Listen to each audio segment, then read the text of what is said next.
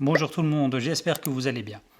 Aujourd'hui, nous allons aborder la question du management, comprendre ce qu'est le management, les origines du mot management, pour pouvoir ensuite, dans les prochaines vidéos, aller plus en détail sur les différentes notions, théories en rapport avec le management. Et de cette manière, ceci nous permettra donc de poser les bases de ce qu'est le management.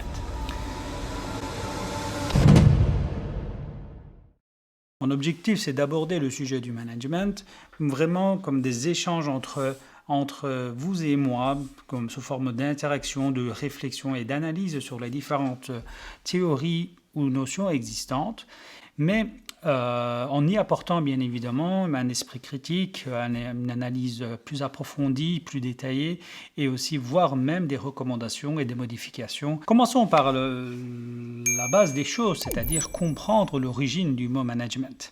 C'est en rapport avec donc le mot managere, désolé pour les Italiens si je le prononce mal, mais qui voulait dire à l'époque l'action de guider un cheval ou de manier un outil.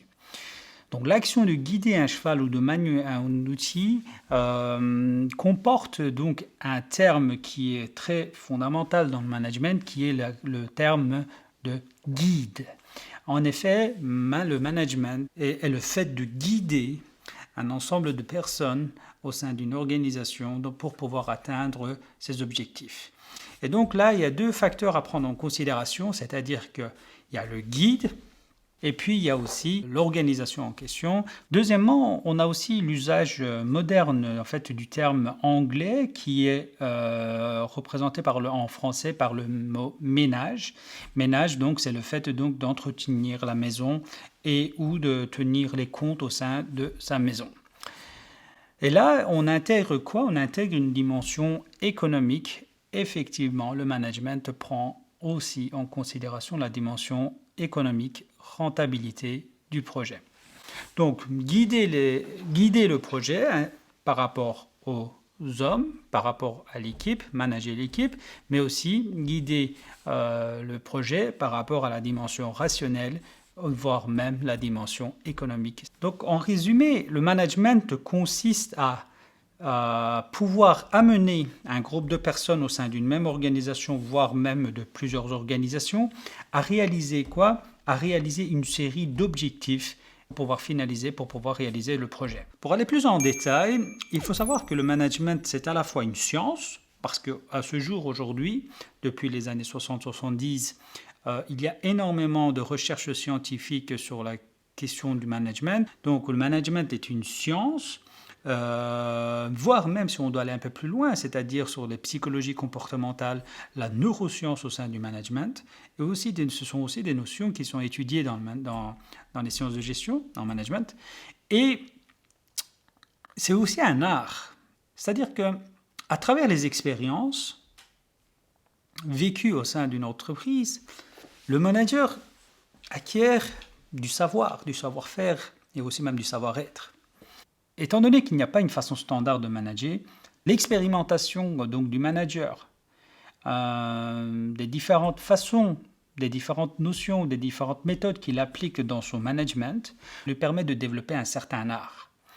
Donc, le fait que ce soit une science et que ce soit un art, la mixité des deux permet à tout individu, à toute personne souhaitant devenir manager ou qui pratique le management, de développer sa propre façon de faire. Et c'est là qu'intervient la dimension des soft skills, à mon avis. C'est que le fait qu'il y ait une dimension personnelle reliée à l'individu, dans le fait que ce soit un art, en fait le management est un art, on peut aussi mettre en avant les soft skills qui permettent en fait à toute personne de réaliser son chef-d'œuvre. Et c'est là qu'en fait toute personne se distingue, parce que lorsqu'on prend les théories du management, les théories en rapport avec les organisations, etc., il y a donc des théories standards, des théories globales, mais dans l'application, l'art, c'est-à-dire la façon de l'appliquer et aussi de l'expérimenter par rapport à sa situation, à son contexte et aussi à l'ensemble donc des événements qui peuvent se produire au sein de son organisation, de son équipe, c'est là que se distinguent bien évidemment les différentes formes et méthodes au sein des organisations. Et donc, nous pouvons constater différents types de managers au sein même d'une même entreprise, voire même d'un même département, et voire même au sein d'un même projet. Et si vous voulez donc vous distinguer par rapport aux autres managers, si vous voulez développer une forme de management, vous devez bien évidemment connaître, comprendre toutes les notions reliées à la science sur le management, mais aussi développer votre propre art, réaliser votre propre chef-d'œuvre. Et c'est là qu'intervient votre dimension personnelle et reliée en l'occurrence ici aux soft skills. Si on reprend donc l'origine du mot managere en italien, qui est le fait donc de guider un cheval ou de manier un outil. Donc on avait dit qu'on prenait en considération le mot guide. Donc derrière le mot guide se cache l'individu, le manager en question. Votre façon de faire est un art, est un chef-d'œuvre.